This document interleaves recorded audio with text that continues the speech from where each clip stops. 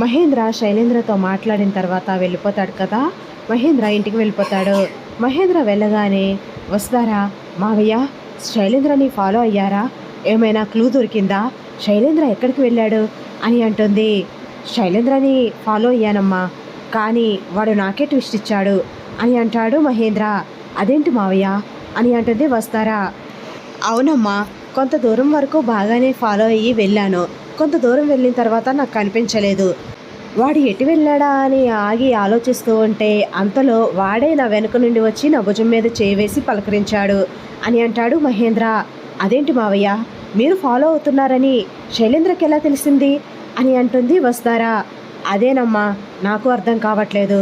వాడికి డౌట్ ఎలా వచ్చిందో నాకు అర్థం కాలేదు. నేను ఫాలో అవుతున్నానని వాడికి ఎలా తెలిసిందో కూడా తెలియలేదు అని అంటాడు మహేంద్ర. మావయ్య, శైలేంద్ర చాలా తెలివైనవాడు. మనం తన కదలికల్ని పరిశీలిస్తూ ఉండాలి అనుకున్నాం, కానీ మనకు తెలియకుండా శైలేంద్ర మనల్ని గమనిస్తున్నాడు. చాలా జాగ్రత్తగా ఉండాలి మావయ్య అని అంటుంది వస్తారా. అవునమ్మా, నాకు కూడా ఇందాకే తెలిసింది. వాడు మనకు తెలియకుండానే మనల్ని గమనిస్తున్నాడు. మనం ఏం చేసేది అబ్జర్వ్ చేస్తున్నాడు. చాలా జాగ్రత్తగా ఉండాలమ్మా శైలేంద్రతో అని అంటాడు మహేంద్ర కూడా. మావయ్య, ఏదైనా క్లూ దొరికిందా, అసలు శైలేంద్ర బయటకి ఎందుకు వెళ్ళాడో ఏమైనా అర్థమైందా మీకు అని అంటుంది వస్తారా. ఏమోనమ్మా, నాకైతే నాతో మాట్లాడేటప్పుడు ఒకసారి షాకింగ్గా నా వెనక వైపు చూశాడు. నేను చూస్తే అక్కడ ఎవరూ నాకు కనిపించలేదు, కానీ శైలేంద్ర ఎందుకో షాక్ అయ్యాడు. కానీ ఏం చూశాడో నాకు అర్థం కాలేదు అని అంటాడు మహేంద్ర. మావయ్య, ఏదో జరుగుతుంది, కానీ అదేంటో మనకు అర్థం కావట్లేదు. రాజు చనిపోలేదు, బ్రతికే ఉన్నాడు అని నిరూపించాలి అంటే మనకి ఉన్న ఒకే ఒక్క ఆధారం శైలేంద్ర. శైలేంద్ర ప్రవర్తన బట్టే రాజు జాడ మనకి తెలుస్తుంది. కానీ రాజు ఎక్కడున్నాడో తెలియాలి అంటే అంత ఈజీ కాదు అనిపిస్తుంది. శైలేంద్ర చాలా తెలివిగా ప్రవర్తిస్తున్నాడు. దేవయాని మేడం దగ్గర కూడా నిజం చెప్పకుండా దాస్తున్నాడు. రాజీవ్ విషయం చాలా సీక్రెట్గా మెయింటైన్ చేస్తున్నాడు. కానీ వీళ్ళిద్దరూ ఏదో పెద్దగానే ప్లాన్ చేశారు మను గారిని ఇరికించడానికి. కానీ ఇప్పుడు ఎలా మను గారిని బయటకు తీసుకురావాలో అర్థం కావడం లేదు అని అంటుంది వస్తారా. అవునమ్మా, కానీ వదినికి తెలియకుండా ఏదీ జరగదమ్మా. వదినికి ఖచ్చితంగా రాజీవ్ గురించి తెలిసే ఉంటుంది అని అంటాడు మహేంద్ర. లేదు మావయ్య, ఇందాక నేను శైలేంద్ర గారు దేవయాని మేడం మాట్లాడుకునేటప్పుడు ధరణి మేడం వాళ్ళకి తెలియకుండా వీడియో ఆన్ చేసి పెట్టారు. వాళ్ళ డిస్కషన్ మొత్తం నేను విన్నాను. ఆ మాటల ప్రకారం అయితే దేవయాని మేడం రాజీవ్ గురించి శైలేంద్రని అడిగారు. కానీ దేవయాని మేడం దగ్గర రాజీవ్ గురించి తనకేమీ తెలియనట్టే ప్రవర్తించాడు శైలేంద్ర. దేవయాని మేడం కనిపెట్టేసి నువ్వు నా దగ్గర ఏదో దాస్తున్నావు అనిపిస్తుంది శైలేంద్ర అని కూడా అడిగారు. అప్పుడు కూడా నిజం చెప్పలేదు. నన్ను అనుమానిస్తున్నావా అని తన పైన నింద లేకుండా మాట్లాడడానికే ప్రయత్నించారు, కానీ నిజాన్ని మాత్రం చెప్పట్లేదు. అంటే దేవయాని మేడంకి కూడా తెలియకుండా రాజీవ్ శైలేంద్ర ఇద్దరూ కలిసి మను గారిని ఇరికించడానికి చాలా గట్టిగా ప్లాన్ చేశారు అని అంటుంది వస్తారా. అవునమ్మా, ఏం చేయాలో ఏమీ అర్థం కావట్లేదు. సాక్ష్యాలన్నీ మనుకి వ్యతిరేకంగా ఉన్నాయి. రాజీవ్ని కోర్టులో ప్రొడ్యూస్ చేస్తే కానీ మనం మను ఏ తప్పు చేయలేదని నిరూపించలేము. రాజీవ్ని కనిపెట్టడం ఎలాగో అర్థం కావట్లేదు అని అంటాడు మహేంద్ర. అసలు రాజు ఏం చేయాలి అనుకుంటున్నాడో నాకు అసలు అర్థం కావట్లేదు మావయ్య. తను చనిపోయినట్టు చిత్రీకరించాలి అనుకున్నాడు, కానీ మను గారికి కనిపించి నాకు కనిపించి ఏం చెప్పాలి అనుకుంటున్నాడు. తను కనిపించడం వల్ల మనకి మంచి జరిగింది. అలా కనిపించబట్టే రాజు చనిపోలేదు, కావాలనే కుట్రపూరితంగా మను గారిని ఇరికించాలని ఇలా చేశాడు అని మనకి అర్థమైంది. కాబట్టి రాజుని సాక్ష్యాలతో సహా బ్రతికే ఉన్నాడు అని నిరూపించగలగాలి. అది ఎలానో అర్థం కావట్లేదు అని అంటుంది వస్తారా.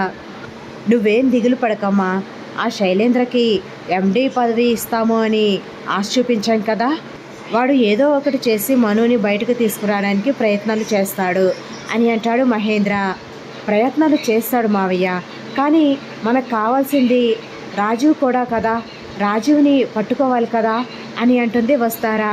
నిజమేనమ్మా, కానీ శైలేంద్ర వాడికి కావాల్సిన ఎండి పదవి కోసం ఏమైనా చేసే రకం. కాబట్టి ఎండి పదవి కోసం వాడి స్నేహితుడైనటువంటి రాజీవ్ని బ్రతికే ఉన్నాడు అని కోర్టులో సాక్ష్యం చెప్పి మనుని విడుదల చేపిస్తాడా, లేకపోతే వేరే మార్గంలో మనోని బయటకు తీసుకురావడానికి ప్రయత్నిస్తాడా చూద్దాం అని అంటాడు మహేంద్ర. సరే మావయ్య, ఏం జరుగుతుందో చూద్దాం, మనమైతే మన ప్రయత్నం చేశాము, శైలేంద్ర ఏం చేస్తాడో చూద్దాము, శైలేంద్ర కదలికల్ని క్షుణ్ణంగా పరిశీలించాలి మావయ్య అని అంటుంది వస్తారా. సరే అమ్మా, ఆ విషయం నేను చూసుకుంటాను అని అంటాడు మహేంద్ర. తర్వాత రోజు శైలేంద్ర హడావుడిగా బయటకు వెళ్ళడం చూస్తుంది ధరణి. వెంటనే వస్తారాకి ఫోన్ చేసి చెప్తుంది, మావయ్య శైలేంద్ర ఎక్కడికో బయలుదేరాడంట, శైలేంద్రని మనం ఫాలో అవ్వాలి అని అంటుంది వస్తారా. సరే అమ్మా అని మహేంద్ర వస్తారా ఇద్దరు కూడా శైలేంద్రని ఫాలో అవుతూ ఉంటారు. శైలేంద్ర ఒక గోడౌన్ లాంటి దాంట్లోకి వెళ్తూ ఉంటాడు. ఇంకా వీళ్ళు కూడా దూరంగా కార్ ఆఫ్ చేసి శైలేంద్రని ఫాలో అవుతూ ఉంటారు నడుచుకుంటూ. ఇంకా శైలేంద్ర ఒక ప్లేస్లోకి వెళ్ళి ఒక వ్యక్తిని కలుస్తాడు. అతని ఫేస్ సరిగ్గా కనిపించదు వస్తారకి మహేంద్రకి. ఎవరై ఉంటారు, అతను రాజీవ్లా అనిపిస్తున్నాడు, రాజీవే అంటావమ్మా అని అంటాడు మహేంద్ర. ఏమో మావయ్య, ఫేస్ క్లియర్గా కనిపించడం లేదు, మేబీ రాజీవ్లానే అనిపిస్తుంది అని చూస్తూ ఉంటారు వస్తారా మహేంద్ర ఇద్దరు కూడా. రాజీవ్ ఇంకా ఇలా పక్కకు వచ్చి మాట్లాడుతూ ఉంటే ఫేస్ క్లియర్గా కనిపిస్తుంది. మావయ్య రాజీవే అని అంటుంది వస్తారా. అవునమ్మా, ఇప్పుడేం చేద్దాం, ఇప్పుడు మనం ఎలా పోలీసులకు ఇన్ఫార్మ్ చేద్దామా అని అంటాడు మహేంద్ర. లేదు మావయ్య, ఇప్పటికిప్పుడు పోలీసులు వచ్చేలోపు వీళ్ళు జాగ్రత్త పడిపోతారు, కాబట్టి మనం వీడియో తీద్దాం అని ఇంకా వస్తారా వాళ్ళిద్దరిని వీడియో తీస్తూ ఉంటుంది. అమ్మ, ఈ అవకాశం మళ్ళీ మనకి రాదేమో, కాబట్టి నేను వెళ్ళి వాడిని రాజుని గట్టిగా పట్టుకుంటాను, నువ్వు ఈలోపు పోలీసులకి ఇన్ఫార్మ్ చెయ్యి, వాళ్ళు వస్తారు అని అంటాడు మహేంద్ర. సరే మావయ్య అని అంటుంది వస్తారా. వస్తారా పోలీసులకి ఫోన్ చేస్తుంది. ఈలోపు మహేంద్ర రాజు శైలేంద్ర ఇద్దరి దగ్గరికి వెళ్ళి, రే మీరు దొరికిపోయారా, ఇప్పుడు మీరు ఎప్పటికీ తప్పించుకోలేరు, రే రాజు చనిపోయావని ఎన్ని డ్రామాలు ఆడతావురా, అనవసరంగా మనుని ఇరికిస్తావా అని ఇంకా రాజుని పట్టుకుంటాడు. చెప్పాను కదా రాజు, నువ్వు బయట తిరగడం చాలా ప్రమాదకరమని, ఇప్పుడు చూడు బాబాయ్ చూసేశాడు అని అంటాడు శైలేంద్ర. మీ బాబాయే కదా చూసింది, ఇక ఈ సాక్ష్యం లేకుండా చేసేస్తే సరిపోతుంది కదా అని అంటాడు రాజు. రే ఏంట్రా చంపేస్తారా, మీరు చంపేస్తారా అని అంటాడు మహేంద్ర కోపంగా రాజుని పట్టుకొని. వస్తారా పోలీసులకి ఇన్ఫార్మ్ చేసి చూసేసరికి మహేంద్రని రాజు శైలేంద్ర ఇద్దరు కూడా పట్టుకుని ఉంటారు. మావయ్య అని పరిగెట్టుకుంటూ మహేంద్ర దగ్గరికి వెళ్తుంది వస్తారా. ఏంటి వసు, నువ్వు కూడా వచ్చావా అని అంటాడు రాజు. ఏయ్ మావయ్యని మర్యాదగా వదిలిపెట్టు అని అంటుంది వస్తారా. ఇలా బ్రతికి ఉండగానే చచ్చిపోయాను అని అందరినీ నమ్మిస్తున్నావు, సిగ్గుగా లేదా నీకు అని అంటుంది వస్తారా. సిగ్గెందుకు వసు, అనుకున్నది సాధించడానికి కోరుకున్నది దక్కించుకోవడానికి ఏం చేసినా తప్పు లేదు అని అంటాడు రాజు. శైలేంద్ర నువ్వు నీచుడు అని తెలుసు, సొంత బాబాయినే ఇలా చేస్తావా, అసలు నువ్వు మనిషివేనా అని అంటుంది వస్తారా. చూడు వసు, నీకోసం నేను ఏదైనా చేస్తాను, ఎవరినైనా చంపడానికి వెనుకాడను, ప్రతిదానికి జగతి మేడం అడ్డుగా ఉంటుంది అని ఆవిడ్ని చంపడానికి ఒకసారి షూట్ చేశాను, కానీ పాపం ఆవిడ తప్పించుకుని బ్రతికిపోయింది అని అంటాడు రాజు. ఏంటి, అప్పుడు షూట్ చేసింది నువ్వేనా అని అంటుంది వస్తారా ఆశ్చర్యంగా. ఏంట్రా, అప్పుడు నా జగతిని షూట్ చేసింది నువ్వేనా అని అంటాడు మహేంద్ర కోపంగా రాజు కాలర్ పట్టుకుంటూ. నేనే షూట్ చేశాను, వసుధారాని నాకు దక్కకుండా చేసి పెళ్ళి ఆఫ్ చేయించి దూరంగా పంపించేసింది అనే కోపంతో షూట్ చేశాను, చంపేయాలనుకున్నాను కానీ బ్రతికిపోయింది అని అంటాడు రాజు. అప్పుడు జగతి మేడం అడ్డుగా ఉందని జగతి మేడంని అడ్డు తప్పించాలి అనుకున్నాను, కుదరలేదు, ఇప్పుడు నాకు అడ్డుగా ఉన్నది ఆ మనుగాడు, ఆ మనుగాడిని జైలుకి పంపించాను, ఇప్పుడు ప్రస్తుతం అడ్డుగా ఉన్నది మీ మావయ్య మహేంద్ర సార్, ఈయన్ని కూడా అడ్డు తప్పించేస్తే ఆ రిషి ఎక్కడున్నాడో ఎవ్వరికీ తెలియదు, నా లైన్ క్లియర్ అయిపోతుంది, నిన్ను నా సొంతం చేసుకోవచ్చు, నిన్ను నేను హ్యాపీగా తీసుకువెళ్ళిపోవచ్చు అని అంటాడు రాజు. రే చిచ్చి, నువ్వు అసలు మనిషివేనా, అసలు ఇంత దుర్మార్గంగా ఎలా ఆలోచిస్తున్నావురా అని అంటాడు మహేంద్ర. బ్రదర్, నీ పని నువ్వు త్వరగా చేసేసుకుంటే కాలేజ్ నా చేతుల్లోకి వచ్చేస్తుంది, డిబిఎస్టి సామ్రాజ్యానికి నేను అధిపతినైపోతాను అని అంటాడు శైలేంద్ర. రాజు మహేంద్రని చంపడానికి గంతేస్తాడు. మావయ్యనేం చెయ్యొద్దు అని మహేంద్రకి అడ్డంగా వస్తారా వెళ్ళి నిలబడుతుంది. వసు తప్పుకో అని అంటాడు రాజు. లేదు, మా మావయ్యని ఏమైనా చేస్తే అసలు నేను ఊరుకోను అని అంటుంది వస్తారా.